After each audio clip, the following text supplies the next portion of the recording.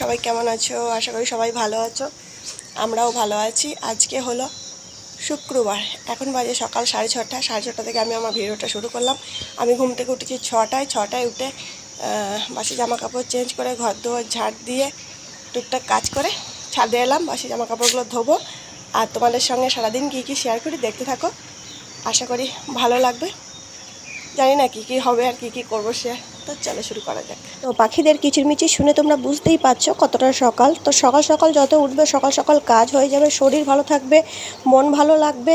আর গরমে যত সকাল সকালে কাজ হয়ে যায় ততই ভালো। আর যত বেলা বাড়ে তত রোদের তাপ, তত কষ্ট। তো সকাল সকাল উঠলে অনেক বাড়তি কাজও হয়ে যায়।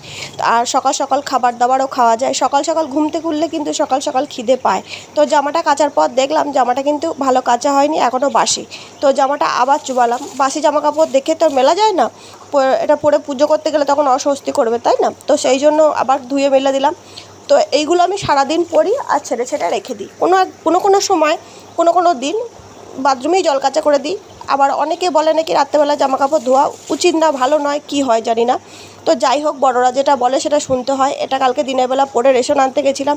আমি সার্ফে কাচাটা কম চেষ্টা করি, জামা খুব বারবার পরলে তখন সার্ফে কাচি, না হলে জল কাচা করে দিই। কারণ যত সার্ফে কাচবে খাড়ির জন্য তত কালার নষ্ট হয়ে যাবে, সেই জন্য জল কাচা করে দেওয়ার চেষ্টা করি, কারণ ঘামটা ধোয়া নিয়ে কথা। তো আমি ঘাম ধোয়ার চেষ্টা করি। আর রাহুল, মহারাজ ওরা কিন্তু জামা কাপড় বেশিরভাগ 2-3 দিন পরে সার্ফেই দিয়ে দেয়, কিন্তু আমি রোজকার জামা রোজ কেচে দিই। তো ওর জন্য আমার অত কাচতে লাগে না, অনেক কদিন পর দিলে হয়। তবে রান্না করি তাই তেল চিটে হয়, সেই জন্যই যা সমস্যা, নাহলে ঘামের জন্য কিন্তু আমি জামা কাপড় ধোয়ার পর যে জলটা হয় সেই জলটা দিয়ে কিন্তু ছাদ ধুয়ে দিই। তো আমার শাশুড়ি বলে যে তুই ওই ছাদটা ধুয়ে দিস বলে জামা কাপড় জল দিয়ে তো ছাদটা পরিষ্কার হয়ে যায়। বাসি জামা কাপড়গুলো ধুয়ে দিলাম। এগুলো মোটামুটি 10টার মধ্যে শুকিয়ে যাবে, তখন খুব একটা রোদ হবে না, নিয়ে চলে যাব। আর গাছগুলো দিকে সরিয়ে রেখেছি, এই সাইডটা ফাঁকা রেখেছি কদিন। গাছগুলো একটু পরিবর্তন করব, ঘাসগুলো ছিঁড়বো। শরীরটা ভালো ছিল না তো পাচ্ছিলাম না। তো এটা মোটামুটি ঠিক 8:30 9টা হবে। বাজার এসছে, ডাকছে, আমি ক্যামেরা অন করতে। কি হয়েছে? কি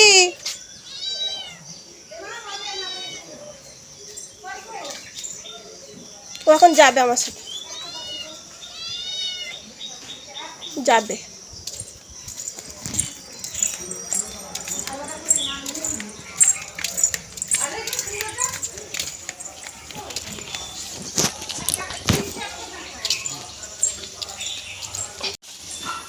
বাবা রে, কত বড় বড় গো!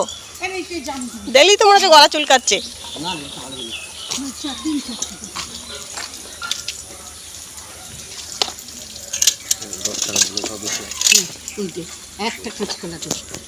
তো আমার চান হয়ে গেছে অনেকক্ষণ। চান করে আমি সিঁড়ি ঝাড় দিয়েছি, মুছেছি, ঘর ঝুল ঝেড়েছি। আমার তো অ্যালার্জি আছে জানো, গা চুলকাচ্ছিল, সেই জন্য বেশি বাড়াবাড়ি হওয়ার আগে চান করে নিয়েছি। চান করেছি মাথা ভিজাইনি, গাটা ধুয়ে নিয়েছি সাবান দিয়ে, কারণ মাথায় দেবো হেনা, তো মাথাটা ভিজানো যাবে না। আর এখনই হেনাটা করলে ভালো হতো, কিন্তু যেহেতু চান করেছি একটা ভিজে ভিজে ভাব থাকবে, আর ভিজে থাকলে কিন্তু হেনাটা চুলে ধরবে না, সেই জন্য চা বিস্কুটটা খেয়ে নিচ্ছি। আমি যে গেছি বাজার করতে, ভাতটা ফুটিয়ে রেখে দিয়ে চলে গেছি, তারপরে এসে চা করব, তারপর খাবো। আমি যে বাজার গেছি আমার জন্য কেউ চা করবে বা ওরা খাবে বলে চাটা করে রেখে দেবে তা কিন্তু কেউ করবে না, আমাকেই করতে হবে। এটা আমার কাজ আর কি, ওরা মনে করে এগুলো আমার কাজ। আগে কিন্তু রাহুল আমার জন্য চা করতো ছুটির দিনে, ছুটি থাকলে ছুটির দিনে চা করতো, শখ করে কিছু রান্না করতে বললে করে দিত। তারপরে পাম্পে জল ভরে দিত যখন আমার কোমরে লেগেছিল। মুদিখানার দোকান এনে গুছিয়ে রাখতো, বাজার এনে গুছিয়ে রাখতো, খুব পরিপাটি ছিল। বিছানা ঝেড়ে রাখতো, রাত্রেবেলায় শোয়ার আগে বিছানা করে দিত। আর অনেক পাল্টে গেছে, এখনও কিচ্ছু করে না সংসারে, নিজের কাজটুকুও কিছু করে না। ঘুম থেকে ওঠে, ফোন দেখে, বাইরে কাজ করে বলে কাজে চলে যায়, সেই 10টায় বেরিয়ে যায় ধরো। তারপরে বাড়ি ফিরে আবার সেই টিভি দেখে, না হলে ফোন দেখে, এটাই জীবন হয়ে গেছে। আগে যখন কাজ করতো অন্যরকম ছিল, তখন খুব ভালো ছিল, হাসি খুশি ছিল। এখন যেন দিন দিন আরও গম্ভীর হয়ে যাচ্ছে নিজেকে নিয়ে, একটা চাপের মধ্যে আছে মনে হয়, ভালো থাকতে পারছে না। তো চিন্তা হয় ওকে নিয়ে আমার। আমি হেনাটা লাগিয়েছিলাম প্রায় 9টায় এরকম সময় লাগিয়েছিলাম। ভেবেছিলাম 11টার সময় শ্যাম্পু করে নেবো। মহারাজ 11টার সময় পড়তে গেল, ছেলেটার সঙ্গে সঙ্গে গেল, আর সঙ্গে সঙ্গে মাথাটা ধোবো, মনটা মানলো না, করলাম না। 12টা বাজলো, এখন মাথাটা ধুয়ে এলাম, ধুয়ে এসে এতে সিঁদুরটা পরে নিলাম, শুধু ধুয়ে নিলাম কিন্তু। হ্যাঁ, আমি কিন্তু শ্যাম্পু করব কালকে, কারণ আজকেই যদি শ্যাম্পু করি তাহলে কিন্তু ভালো হবে না। তবে মনে হচ্ছে এইখানটা ভালো হয়নি, দেখা যাক কি হয়। শ্যাম্পু করার পর কালকে বুঝতে পারবো। তবে এবার যতটা হেনা গুলিয়েছিলাম সব হেনাটা লাগিয়ে রেখে দিয়েছি ফ্রিজে, শুকিয়ে যাক। শুকিয়ে গেলে একদিন যদি এরকম সাদা হয়ে যায় তাহলে ওটা গরম জল দিয়ে ভিজিয়ে দেখবো হয় কি না। তো রেখে দিয়েছি, ফেলিনি। তো সকালবেলা রান্নাবান্না তো করেছি, এখন করব শাক আর পটলের ঝাল। আর মহারাজ গেছে পড়তে, মহারাজ এলে করব চা। আর এই যে জামা কাপড়গুলো ছাদে দেওয়া ছিল নিয়ে এলাম, শুকিয়ে গেছে। তো চলো, ঝাল দেওয়া চাপিয়ে দিলাম, পটলটা আস্তে আস্তে ভাজা হোক, গলিয়ে দেবো গ্যাসটা। আর এদিকে হচ্ছে উচ্ছে দিয়ে, পেঁয়াজ দিয়ে, লঙ্কা দিয়ে ভাজা, কালকেই কেটে রেখেছিলাম, করা হয়নি, আজকে করছি। আমরা শাশুড়ি বয়ে খাবো, মহারাজ আর মহারাজের বাবা তো খায় না, সেই জন্যই পরে করলাম। কালকে করবো মনে করে কেটেছিলাম, আর করা হলো না। তো মহারাজও খায় না, মহারাজের বাবাও খায় না, সেই জন্য তাড়াতাড়ি করিনি। আর উচ্ছে ভাজা হোক, যে কোনো ভাজাভুজি বলো, সেটা গরম গরমই ভালো লাগে। আর দেখলে এই যে কলমির শাক কেটে রেখেছি, কলমির শাকটা এবার ভাজবো। হয়ে যাক পটলের ঝালটা আগে দিয়ে কলমির শাকটা ভাজবো। তোকে দেখলি ওই দেখো কি দেখেছে, আমার বাড়িতে আমি থাকবো, আর কোনো পোকা মাকড় কিছু ঢুকতে পারবে না।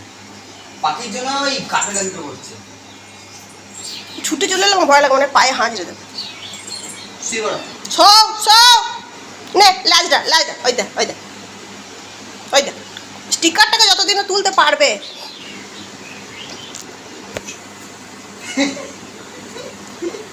নে ছেলেটা আমার অজ্ঞান হয়ে গেল গো।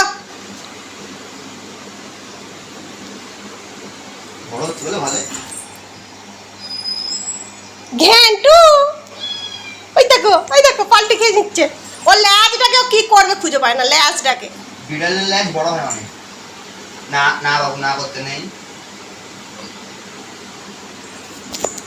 12:45 টাইম বলছি কেন, তাই তো মাছ দিয়ে পারে 12:45, তার জন্য নয়, চা খাচ্ছে।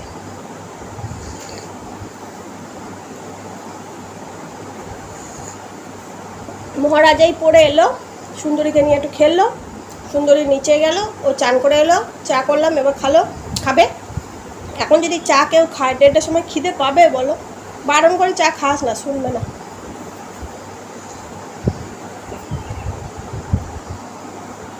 বলি যেদিন পড়া থাকবে সেদিন আর চা খাবি না, তো দেরি হয়ে যায়, বেশি দেরি করে ভাত খাওয়া ভালো না, খুব অম্বল গ্যাস হয়। তো বিশ্বাস করো, রাহুলকে নিয়ে আমার খুব চিন্তা হয়, যে এত মানে নিজে মানে অন্যরকম হয়ে গেছে, সবসময় মানে চিন্তায় থাকে, চাপে থাকে। ও ছাড়া তো আমাদের সংসারে ইনকাম করার আর কেউ নেই, আমরা তো কেউই ইনকাম করি না। এত বড় বাড়ি, তার খরচা, তারপরে আমার বাবা মাকেও টুকটাক দেখতে হয়। সবসময় যে টাকা দেয় সেরকম কিছু নয়, কোনো বিপদ আপদ পড়লে টাকা পয়সা দেওয়া, ওর মা, আমার ছেলে, আমি, এতগুলো মানুষের দায়িত্ব ওর ওপর। ওর যদি শরীর টরীর খারাপ হয়ে যায়, ওর যদি কিছু হয়ে যায়, কে দেখবে আমাদেরকে?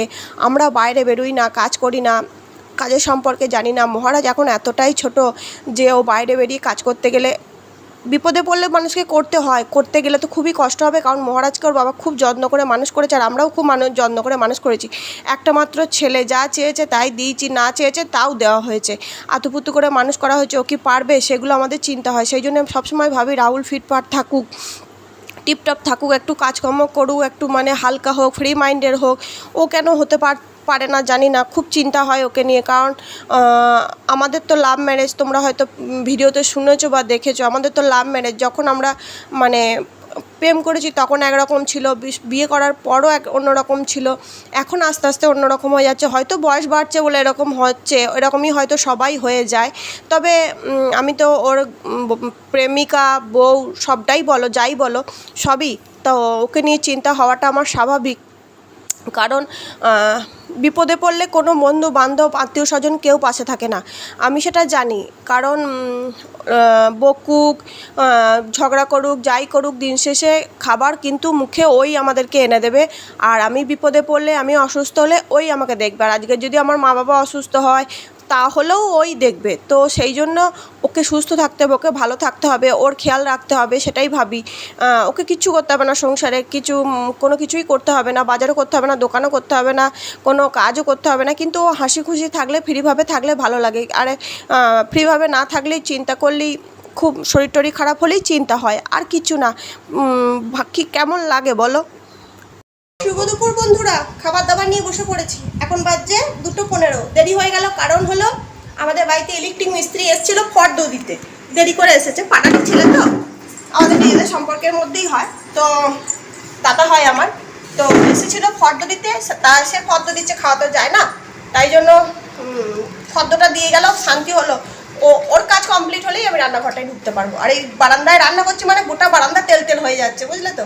নিজেরও ভালো লাগছে না, সবসময় পরিষ্কার করতে করতে এলে যাচ্ছে। আর এইটুকুনি জায়গার মধ্যে খুব অসুবিধা। রান্নাঘরে রান্না করি, নিজের মতো করিয়ে হয়ে যায়, ভালো লাগছে না। খাবার নিয়ে বসে গেছি, কী কী খাচ্ছি দেখো। উচ্ছে দিয়ে, পেঁয়াজ দিয়ে, লঙ্কা দিয়ে ভাজা, শাক ভাজা, পটলের ঝাল, ডাল, মাছের ঝাল, ডিম সেদ্ধ। 4টে মানুষ, 4 রকমের রান্না, 4 জনা 4 রকম খায়। আমি ভাতের পরিমাণটা কম রাখি, সবজির পরিমাণটা বেশি রাখি, কারণ গলি গলি হয়ে যাব, সেই জন্য। গলু গলু হওয়া যাবে না, আর গলু গলু হওয়া মানেই শরীরে বিভিন্ন ধরনের রোগের চাষ। সেই জন্য যতটা পরিমাণ চেষ্টা করবে মিষ্টি কম খাওয়ার, আলু কম খাওয়ার। আজকে আমাদের খাবারের মধ্যে আলুর কোনো আইটেম নেই। আলু কম খাওয়ার, ভাতের পরিমাণটা কম রাখার, তাহলেই রোগা থাকতে পারবে। কোনো হাঁটাহাঁটি, ডায়েট, কিচ্ছু করতে হবে না। আর বাইরে তেলে ভাজা, এগরোল, পকোড়া, এগুলো একটু কম খাবে, তাহলেই ঠিকঠাক থাকবে, বুঝলে। চলো খেয়ে। ওইদিকে সুন্দরী আর সুন্দরীর দাদা চলে এসছে ছাদে। আমি তো আসবোই, ওরা না এলেও আমাকে আসতেই হবে, কারণ গাছে জল দেবো। নেই তো, ও সামনে ছাদে থাকে না, ভেতরে ছাদটায় থাকে। ওরা খেলছে, ওরা খেলতে খেলতে আমি জল দিয়ে নিই। ছেলে মনে হয় আগে ক্রিকেটার ছিল, বল নিয়ে খেলতে খুব ভালোবাসে। ওই দেখো ঘুরপাক করছে, আমাকে আবার ভয় দেখাবে মাঝে মাঝে।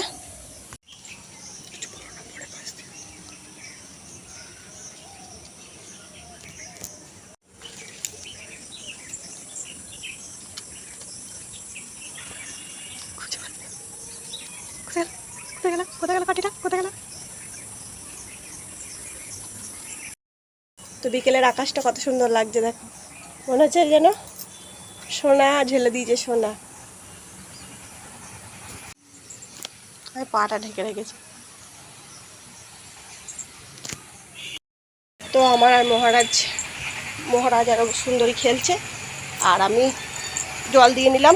জল দেওয়া হয়ে গিয়েছে, সুন্দরীর থেকে ভয় পালাচ্ছি, কারণ ওই সে পায়ের মধ্যে লাফ দিয়ে দেয়।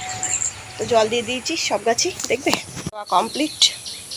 ঠুস ঠুসকে দিয়ে দিয়া সব গাছে একবারে ভর্তি ভর্তি করে দিয়ে দিয়েছি, যাতে ঠান্ডা হয়ে যায়। আর রোদটা কি সুন্দর উঠিয়ে দিয়েছি দেখো।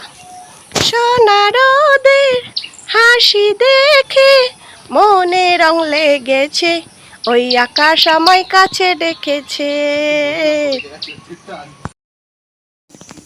সোনা রোদে হাসি দেখে, এই দেখো, সোনা রোদে হাসি দেখে মনে রং লেগেছে, ওই আকাশ আমায় কাছে ডেকেছে, ওই আকাশ আমায় কাছে ডেকেছে।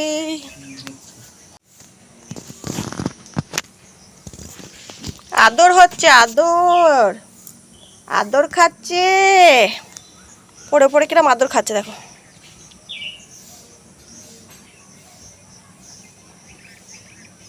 একটু আদর, একটু ভালোবাসা, একটু যত্ন, মানুষ পশু পাখি সবাই চায়। মহারাজও ভয় পেয়ে গেছে।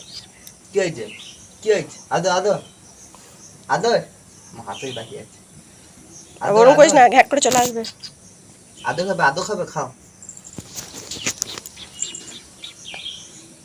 উঠবে। ওই যে পেয়ে গেছি সার্কাস। কাঠিটা হারিয়ে গেছিল, ঢুকে গেছিল বস্তার মধ্যে। তো ছাদ থেকেই ভিডিওটা শুরু করেছিলাম, ছাদ থেকেই ভিডিওটা শেষ করছি। সবাই ভালো থেকো, সুস্থ থেকো, নিজেদের শরীরে খেয়াল রেখো, আর আমার পাশে থেকো, আমার বন্ধু হয়ে আমার ভিডিওগুলো দেখতে থাকো। ভালো লাগলে বলো, খারাপ লাগলেও বলো, লাইক কমেন্ট করো। তোমাদের একটা লাইক একটা কমেন্ট আমাদের অনেকটা উৎসাহ দেয়, আর কিচ্ছু নয়। আর বেশি ভালো লাগলে বন্ধুদের সাথে শেয়ার করো। আর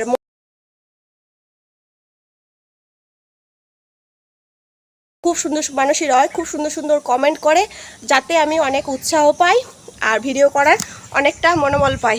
আর ও আমাকে কমেন্ট করেছে, আমাকে শাঁকা পলা পরে খুব সুন্দর লাগছে, আর তুমি খুব সুন্দর। তার জন্যে অনেক অনেক thank you, I love you, অনেক ভালোবাসা। টাটা।